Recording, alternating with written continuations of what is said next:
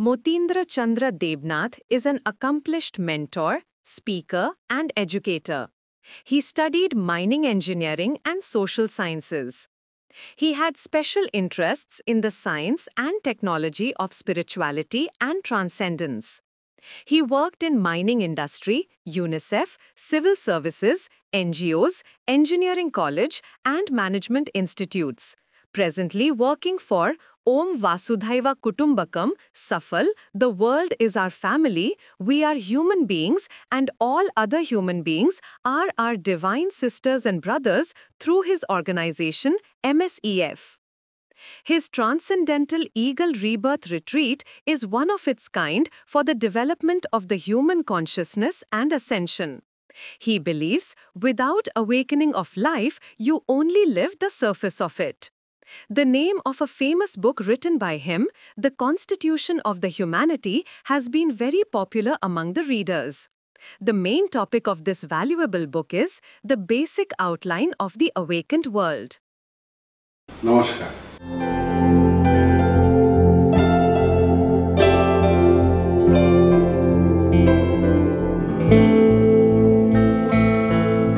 আমরা যখন কাউকে জিজ্ঞেস করি দাদা কেমন আছেন, দিদি কেমন আছেন, আমরা সবাই প্রথমেই মনের সাথে একটা ছলনা করে ফেলি। ভালো নেই অথচ বলি ভালো আছি, অথবা ভালো আছি বলি চলছে। ঠিক মনের ভাষাটা বুঝতে পারি না। মন কিছু একটা বলছে, কিন্তু আমরা সেই মনের ভাবটাকে বাইরে প্রকাশ করছি না। বিভিন্ন কারণ থাকতে পারে। হয়তো ভাবি যদি বলি ভালো আছি, তাহলে যদি খারাপ থাকতে শুরু করি। এই ধরনের অনেক কিছু আমাদের মনে চলে। ছোট বয়সে শুনেছি যে ভালো নম্বর পেলে বলতে নেই ভালো পেয়েছি। এইভাবে বিভিন্নভাবে আমাদের ভেতরে মনের সাথে অজান্তে আমরা ছলনা শুরু করে দিই। এই মন দিনে ৮০,০০০ থেকে ১,০০,০০০ চিন্তা করে। যেটাই দেখে সামনে, যেটাই তার মনে পড়ে, তার থেকে একের পর এক চিন্তা ভাবনা চলতেই থাকে। তাই ভালো থাকাটা আমাদের চিন্তা, অনুভূতি, কথা আর থাকা, এই চারটে যখন এক লাইনে থাকে, যদি ইংরেজিতে বলি থট, ফিলিং, ওয়ার্ড আর অ্যাকশন, যদি এক লাইনে থাকে, স্বামী বিবেকানন্দের ভাষায় এটা হলো অথেন্টিক জীবন। সঠিক রাস্তায় আমি চলছি। আমার মন যেটা ভাবছে, অনুভব সেটা করছি, বলছিও সেটা, করছিও সেটা। আর হিন্দিতে একটা গান আমার মনে পড়ে, দিল হ্যায় কাহি, খেয়াল কাহি, হ্যায় নজর কাহি। এই তিনজন যদি তিন জায়গায় থাকে, আমি নিজের সাথে দ্বিচারিতা বলবো না ত্রিচারিতা বলবো জানি না, অথেন্টিক নই। মনকে আমি বুঝে উঠতে পারছি না, মন আমাকে ছলনা করছে। মনের কাজে হলো এক জীবন আমাদেরকে ছলনা করা। তাই সমস্ত মাস্টাররা, গ্রেট মানুষেরা বলেন মনকে নিয়ন্ত্রণ করতে হয়। পতঞ্জলি যোগাসূত্রের প্রথম শ্লোক বলছে যোগা চিত্তবৃত্তি নিরোধ, মানে যোগ হলো মনের বিক্ষেপণকে নিরোধ করা। মন সবসময় বিক্ষিপ্ত থাকতে চায়। মনকে বলে অনেকে পবনের ঘোড়া। সে চতুর্দিকে, মনকে বলা হয় মাঙ্কি মাইন্ড। সে সমস্ত দিকে শুধু ঘুরে বেড়াতে চায়। ওটাকে নিজের নিয়ন্ত্রণে আনা, এটা এক জীবনের মানুষের সাধনা। যে যেরকমই সাধনা করছেন, অ্যাকচুয়ালি সে তার মনকে নিজের নিয়ন্ত্রণে আনছে। এটাই আমাদের জীবনের প্রকৃত সাধনা।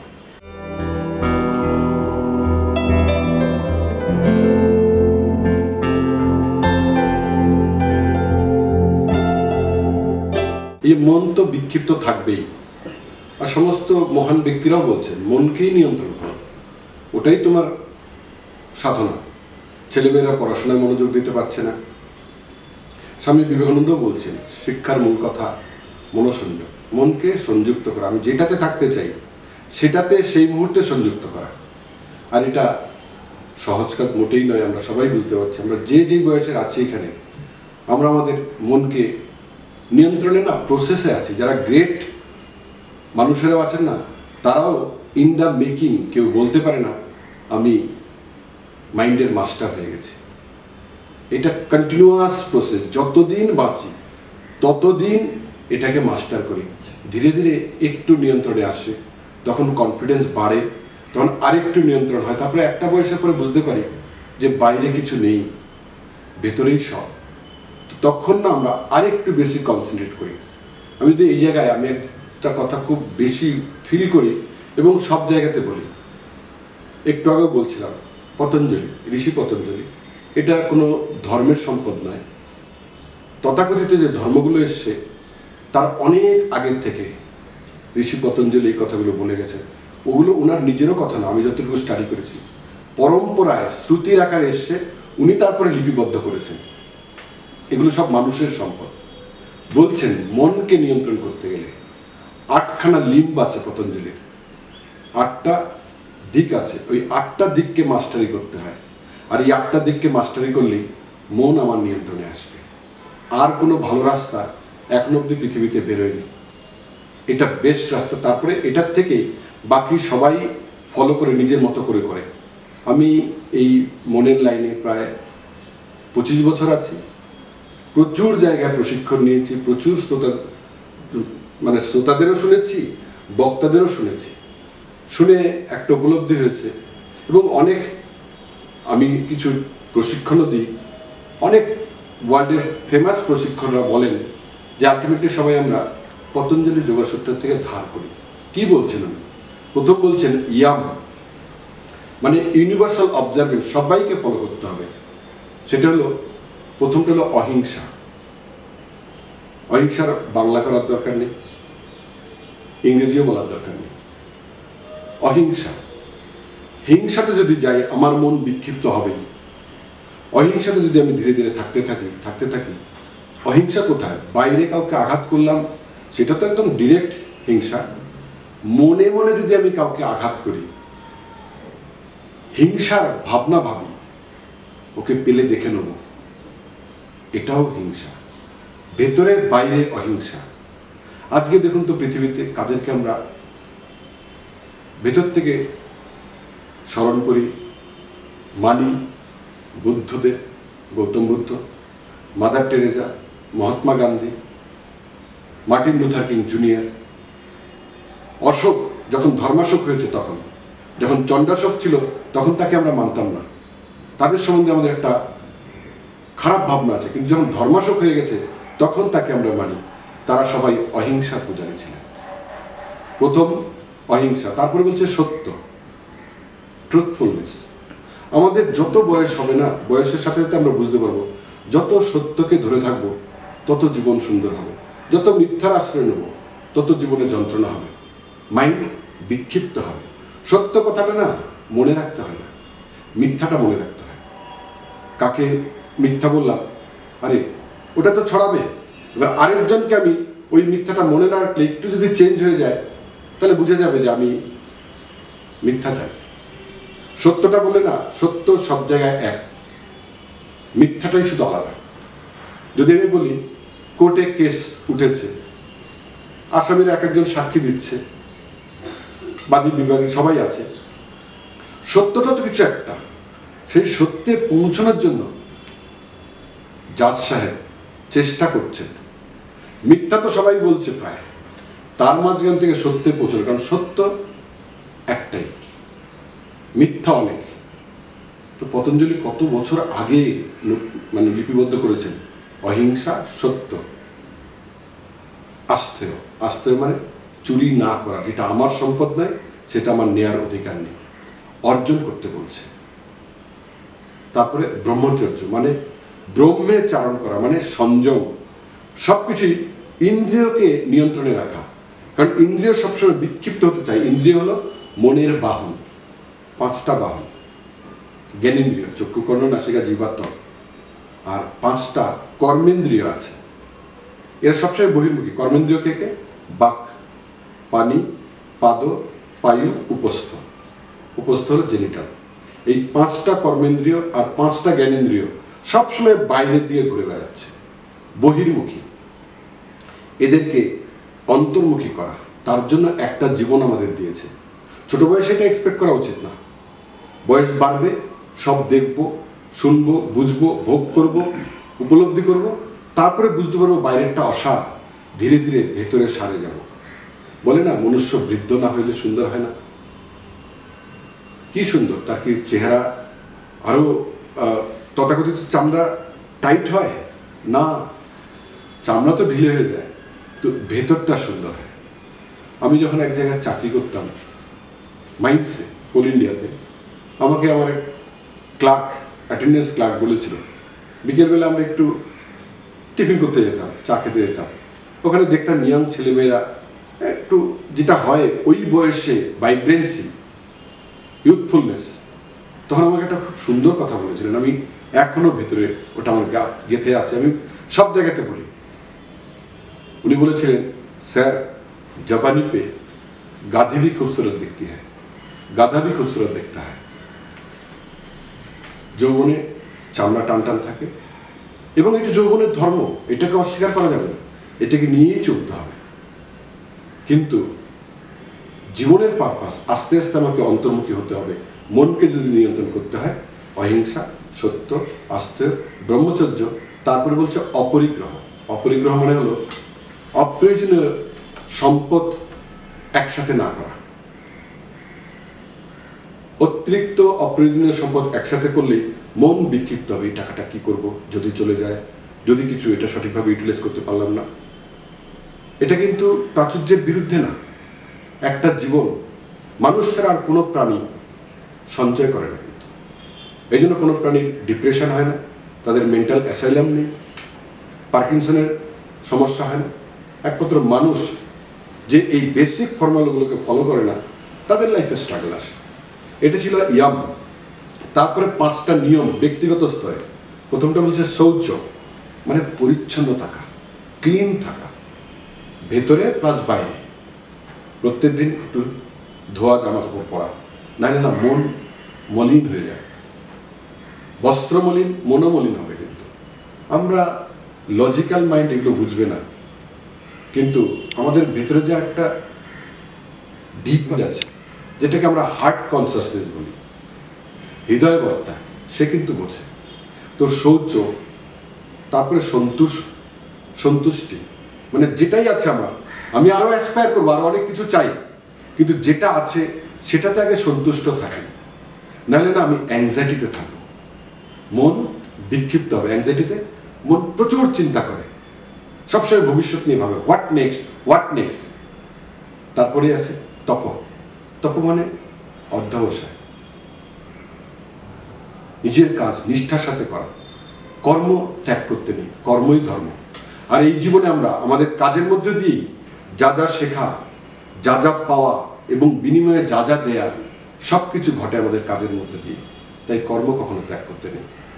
পতঞ্জলি বলেছেন নিয়মে শৌচ, সন্তোষ, তপ। তারপর বলছেন সদ্ধায়। ঠাকুর শ্রী রামকৃষ্ণদেব বলেছেন, যতদিন বাঁচি ততদিন শিখি, এটাই সদ্ধায়। শেখা বন্ধ হয়ে গেলে আমাদের পতন শুরু হয়। যার জ্ঞান যেমনতর, তার স্বচ্ছন্দে থাকার ক্ষমতাও তেমনতর।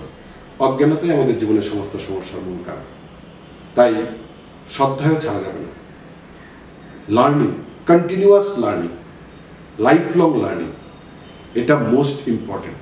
এটা আজকাল কোচেরা বলেন, এটা যুগ যুগ ধরে বলে আসা হয়েছে। আমরা তো কপি করি, আমরা নতুন কি তৈরি করছি, আমরা পুরনো জিনিস নতুন ছাঁচে করছি। সমস্ত জ্ঞান সৃষ্টিতে অলরেডি আছে, ওটাকে আমরা একসাথে করে আমাদের মতো করে করছি। লাস্টে বলছে ঈশ্বর পরিধানী। শৌচ, সন্তোষ, তপ, সদ্ধায়, ঈশ্বর পরিধানী। ঈশ্বর পরিধানী মানে সব কিছু সৃষ্টি, আপনিও সৃষ্টি, আমিও সৃষ্টি, এই সোফাটাও সৃষ্টি, বালিশটাও সৃষ্টি, সব সৃষ্টির বাইরে কিছু নেই। তো সৃষ্টি সব কিছু করছে, আপনার সাথে যা ঘটছে সৃষ্টি। লোকেরা অনেকে ভগবান বলেন, ঈশ্বর বলেন, আল্লাহ বলেন, আমি তাকে সৃষ্টি বলি, ইউনিভার্স। এই সৃষ্টি না, আপনার প্রতি কোনো শত্রুতা নেই, কারো প্রতি শত্রুতা নেই, কারো প্রতি মিত্রতাও নেই। সৃষ্টি সম্পূর্ণ নিউট্রাল, ও একটা আয়না মাত্র। আমি যেটা দিই সেটাই আমাকে ফেরত দেয়। সৃষ্টি আমাদের কিছু দেয় না, শুধু ফেরত দেয়। আমি এখানে মনের মধ্যে দিয়ে যে ভাইব্রেশনটা দেবো, নেগেটিভ ভাইব্রেশন দেবো, নেগেটিভ লোক, ঘটনা, পরিস্থিতি আমাকে ফেরত দেবে। হ্যাপি পজিটিভ ভাইব্রেশন দেবো, পজিটিভ লোক, ঘটনা আমাকে ফেরত দেবে। তো ইয়াম নিয়মের পরে বাকি 6টা আমি জাস্ট বলে যাই, আপনারা সবাই জানেন কথাগুলো। আসন, বডি ফ্লেক্সিবিলিটির জন্য, প্রাণায়াম, শ্বাসের এক্সারসাইজ, প্রত্যাহার, ওই সেন্স অর্গানগুলোকে বহির্মুখীনতা থেকে অন্তর্মুখী করা, ধারণা, ধারণা মানে হলো কনসেন্ট্রেশন। যখন আমরা ধ্যান করি, বলি জীবনকে অন্তর্মুখী করতে গেলে ওয়েলবিং এর জন্য, যে প্রথম যে আমাকে বলা হয়েছে যে ভালো থাকার রহস্য কি, ভালো কেন, কিভাবে থাকবো, কেন থাকবো তো নিজেদের জানার দরকার। যে আজকের জীবনে আমরা এত সমস্যায় আছি, বলতেও পারছি না আমি ভালো আছি, কোনো রকম আছি, এই চলে যাচ্ছে। ভালো আছি যদি কেউ বলে ফেলি অসাম আছি, তাহলে ডাউট হবে লোকটাকে ঠিক কথা বলছে। মন আমাদের বিক্ষিপ্ত করে, তো আমাদের কনসেন্ট্রেশন আনতে হবে। স্বামী বিবেকানন্দের কথা আমি একটু আগে বলেছিলাম, উনি বলছেন আমার মতে শিক্ষার মূল কথা মনোসংযোগ। সারা জীবনের শিক্ষা আমাকে আরও একবার করতে বলা হলে আমি মনোসংযোগই অভ্যাস করতাম। এই শিক্ষা শুধু স্কুলের শিক্ষা না, জীবনের শিক্ষা। আমি রাস্তা দিয়ে যাচ্ছি, আমার যদি মনোসংযোগ না থাকে, আমার কাজে আশেপাশে কিছু ঘটে যাবে, আমি ঠাউরেই করতে পারবো না, আমার নিয়ন্ত্রণের বাইরে সব কিছু থাকবে। এটাকে বলছে আজকাল মাইন্ডফুলনেস, অ্যাওয়ারনেস, উইটনেস। আমি যা যা করছি আমার সব কিছু নিয়ন্ত্রণে আছে, আমি অ্যাওয়ার। ধারণার পরে ধ্যান। ধ্যান মানে ডুইং নাথিং, কিচ্ছু না করা। আমরা সারাদিন প্রচুর কিছু করি। কি কি করি?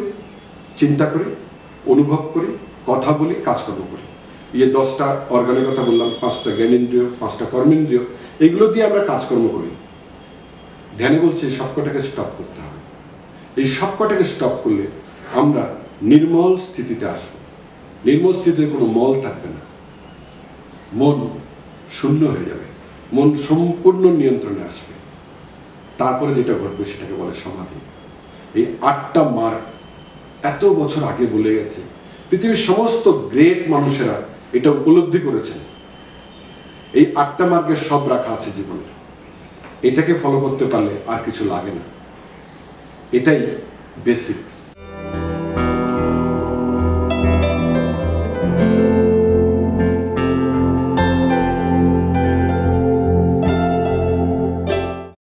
সৃষ্টি না একটা অসাধারণ খেলা খেলেছে আমাদের, সেটা আমি যদি বলি। আমি যে প্রশ্নটা করলেন বা যে টপিকটা তুললেন, সেই টপিকটা হলো যে আমাদের ভালো থাকা, আরও ভালো থাকা, সেটাকে উপলব্ধি করা, আর ভালো থাকার কি দরকার আছে। যদি আমি অন্য ভাষায় বলি, সৃষ্টি না আমাদের পরম পিতামাতা, তো আমরা যে ভাষাতেই বলি পরম পিতামাতা, তারা না সবসময় আমাদের মাতা পিতার মতো আমাদের না অগ্রগতি চান, সবসময় অগ্রগতি চান। আর সেই অগ্রগতি জাগতিক বস্তুগত অগ্রগতি কিনা জানি না, কিন্তু একটা ভেতর থেকে আমরা যারা যত বছর বয়স হয়েছি তারা সবাই উপলব্ধি করছি সৃষ্টি না আমাদের স্থিতিশীল হতে দেন না, মানে কমফোর্ট জোনে থাকতে দেন না। যখনই কমফোর্ট জোন কোনো না কোনোভাবে একটা ধাক্কা দেন, সে স্বাস্থ্যের গণ্ডগোল হতে পারে, সম্পর্কে অসুবিধা হতে পারে, টাকা পয়সার একটা সংকট হতে পারে, মনের শান্তি বিঘ্নিত হতে পারে, শারীরিক রোগ হতে পারে, মানসিক রোগ হতে পারে, যা কিছু ঘটতে পারে। সৃষ্টি সবসময় আমাদের অগ্রগতি চায়, তাই ধাক্কা দেয়।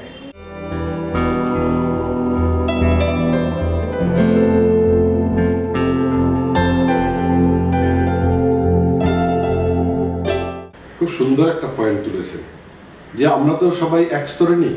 স্টিফেন হকিং একজন রিক্সাওয়ালা, বিভিন্ন স্তরে আছে। সৃষ্টির তো মজা এই জায়গাতে। নদী পাহাড় থেকে উৎপন্ন হয়, যদি লেভেলে থাকতো নদী বইতো না, নদী হতোই না। জগৎ সংসারে চলতে গেলে না এই ডিফারেন্সটা থাকতে হবে। আমরা সাম্যের কথা বলি, সাম্যের ডেফিনেশন এক একজন এক এক রকম ভাবে দেবো। পলিটিক্যাল লোকেরা একরকম ভাবে দেবে, কালচারাল ফিল্ডের লোকেরা একরকম ভাবে দেবেন, যে রুটি রোজগার করছে সে একরকম ভাবে দেবেন, যা যে বড় লোক সে একরকম দেবেন, যে গরিব তার একরকম। গরিব ভাববে যে সবার কাছেই তো নেই অত, যাদের আছে তারা কেন ভাগ করছে না আমাদের সাথে। যে ধনী ভাবছে যে আমি পরিশ্রম করে রোজগার করছি, আমি কেন ভাগ করতে যাব। এক একজনের ভাবনা এক এক রকম। সৃষ্টি এক একজনকে না এক একটা স্তরে রেখেছে ইভলিউশনের।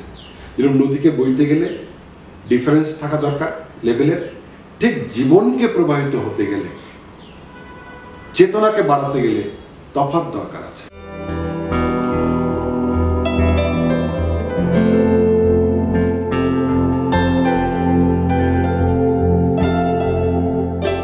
সবাই যদি সমান হয়ে গেল তাহলে তো সব থেমে গেল, সব থেমে গেল। অভাববোধ আছে বলেই আমরা কাজ করছি, তাই এগোচ্ছে পৃথিবীটা। সাম্য, ভাবনায় সাম্য আমাদের থাকতে পারে, কিন্তু সাম্য কিন্তু সৃষ্টির নিয়মে নয়। তাহলে সৃষ্টি তো সব পাহাড়কে একই রকম করতে পারতো, সব গাছকে একই রকম করতে পারতো।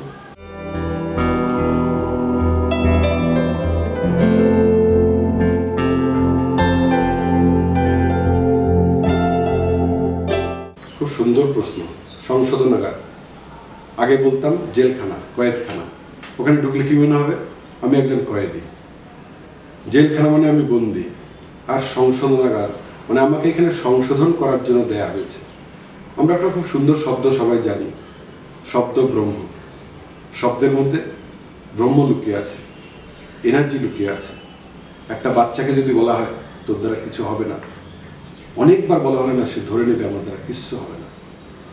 আর যদি তাকে বলা হয় তুই পারবি, একবার না পারলে শতবার চেষ্টা হবে। শব্দ ব্রহ্ম। আমাদের আশেপাশে কি পরিবেশে আমরা বড় হচ্ছি ভীষণ ইম্পর্টেন্ট। শব্দ খুব ইম্পর্টেন্ট। যেরকম জেলখানা, কয়েদখানা থেকে সংশোধনাগার হয়েছে, ঠিক সেরকম আমাদের কিছু শব্দ আমরা ইউজ করেছিলাম আগে। প্রথম বলতাম দরিদ্র, সেটাকে ঢাকার জন্য বলতাম দরিদ্র নারায়ণ। তারপরে দেখলাম না এই শব্দটা না, দরিদ্র কথাটা ঠিক ভালো লাগছে না। তখন আমরা বলতাম নিডি, ওর দরকার আছে। নিডি কথাটা কিন্তু অনেকটা সংশোধনাগারের মতো, ওর দরকার আছে, গরিব না, নিডি। এইভাবে আমরা শব্দ দিয়ে দিয়ে আমরা তো ইভলভ করছি না। আজকের থেকে 2000 বছর আগে আমরা তো জঙ্গলে ছিলাম, হয়তো 5000 বছর আগে আরো জঙ্গলে ছিলাম। আমরা ক্রমশ এগোচ্ছি, আমাদের ভাষা চেঞ্জ হচ্ছে, আমাদের বডি ল্যাঙ্গুয়েজ চেঞ্জ হচ্ছে, আমাদের জীবন চেঞ্জ হচ্ছে। আমরা কিন্তু সত্যি এগোচ্ছি। আজকে তথ্য সবার হাতে, যেটা আগে পেতাম না। আজকে এখানে আমি যে কথাগুলো বলছি, দর্শক মহোদয়গণ আপনারা জানেন, সবকটা কথা আপনাদের জানা। আমি আরেকটা মোড়কে বলছি, আপনারা কোনো না কোনোভাবে এটা শুনেছেন, কারণ এটা আছে আগের থেকে। আমি আমার অনুভূতিতে যেভাবে বুঝেছি সেভাবে আমি এখানে শেয়ার করছি।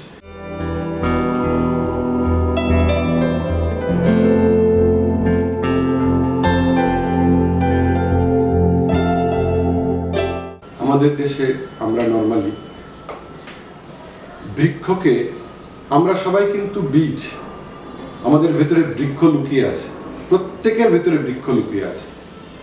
প্রত্যেকটা বীজ কিন্তু মহিরুহে পরিণত হতে পারে, কিন্তু বীজেরা আমরা না মহিরুহ দেখে তাদেরকে আমরা পুজো করতে শুরু করে দিই। আমাদের ভেতরে যে সেই সম্ভাবনাটা আছে সেটাকে আমরা ভুলে যাই। সবাই হতে পারে, কিন্তু কিছু লোকজন হয়। আমরা অনেক সময় বলি হয়তো ভাগ্যের ব্যাপার। আমরা ভাগ্য দিয়ে তো যে কোনো জিনিসকে চালিয়ে দিতে পারি। আমাদেরও না ভাগ্যে ছিল, আমাদের জীবনে যা যা ঘটনা ঘটেছে, ধাক্কা দিয়েছে সৃষ্টি। আমি আগে ধাক্কার কথা বলছিলাম, কঠিন পরিস্থিতির সৃষ্টি করেছে। সেই ধাক্কা আমাদের কিন্তু এগিয়ে দেওয়ার জন্য ছিল, কিন্তু সেই ধাক্কাটাকে না আমরা বাইপাস করেছি। শারীরিক একটা অসুস্থতা হয়েছে, তখন আমাকে সৃষ্টি বোঝাতে চাইছে তোমার স্বাস্থ্যের দিকে নজর দাও। আমরা তখন ওষুধ খেয়ে সেটাকে চাপিয়ে দিই। সম্পর্কে কিছু একটা যন্ত্রণা হয়েছে, বলছে তুমি সম্পর্ক দিয়ে যত্ন নাও। আমরা সেটাকে অন্য কিছু দিয়ে মিটিয়ে ফেলি। আমরা না শিখি না, যে শেখে সে এগিয়ে যায়। প্রত্যেকটা জিনিস আমাদের সাথে ঘটে আমাদেরকে কিছু শেখানোর জন্য।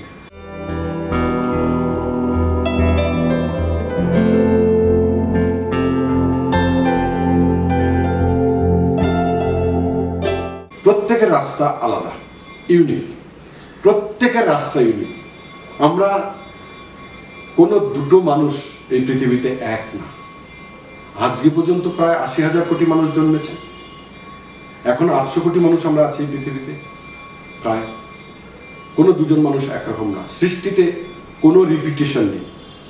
সূর্য কোনোদিন এক জায়গায় দিয়ে ওঠে না দ্বিতীয়বার, পৃথিবী এক জায়গায় দিয়ে দ্বিতীয়বার ঘুরে না, কারণ টোটাল ইউনিভার্স এক্সপান্ডিং, ক্রমশ বাড়ছে। যে থেমে যাবে সে সাথে সাথে ধ্বংস হয়ে যাবে, তো বাড়ছে। তার মানে সূর্য তার পরিধি অনুযায়ী তার যেদিকে ঘোরার কথা সেখানে ঘুরছে, ক্রমশ এক্সপান্ড করছে। পৃথিবীও সেই এক্সপানশনের সাথে সাথে ঘুরছে। ইউনিভার্সের কোনো রিপিটেশন নেই, তাই প্রত্যেকের রাস্তা আলাদা।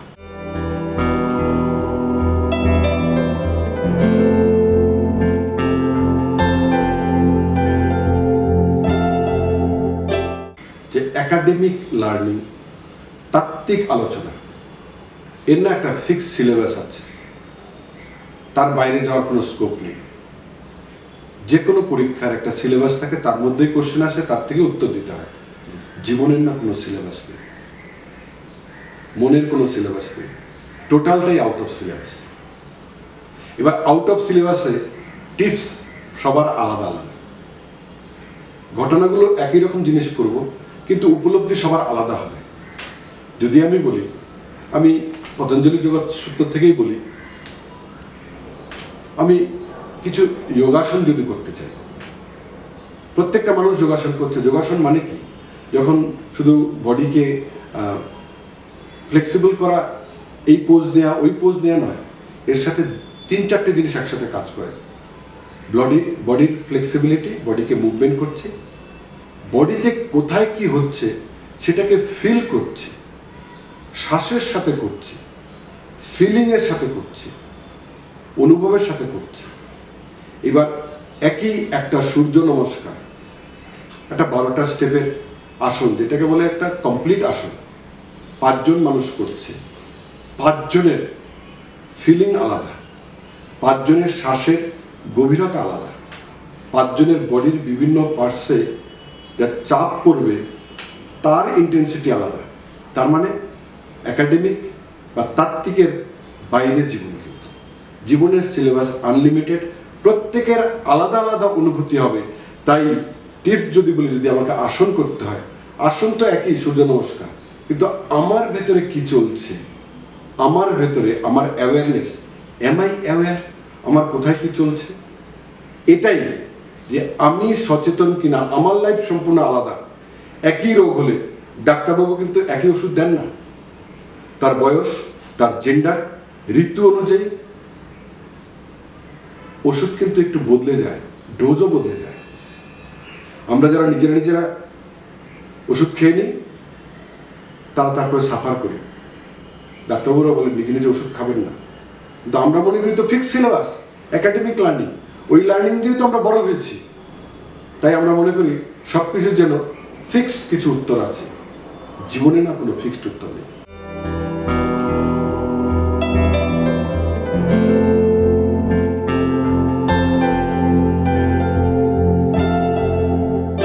প্রিয় দর্শক, এতক্ষণ আমি যেগুলো বললাম সেটাকে যদি আমাকে আপনার জন্য বলতে হয়, আপনি যদি বলেন লাস্টে আমার হোয়াট ইজ মাই কি টেকওয়ে, অনেক সময় আজকাল এই কথাটা খুব বলে, আমি কি করব ফাইনালি, কার কথা শুনবো? আমার কথা আজকে শুনলেন, আরো অনেক জায়গায় অনেক কথা শুনছেন, আপনি সবাইকে শুনবেন, কিন্তু নেবেন সেটাই যেটা আপনার সাথে রেজোনেট করবে, কারণ আপনি ইউনিক।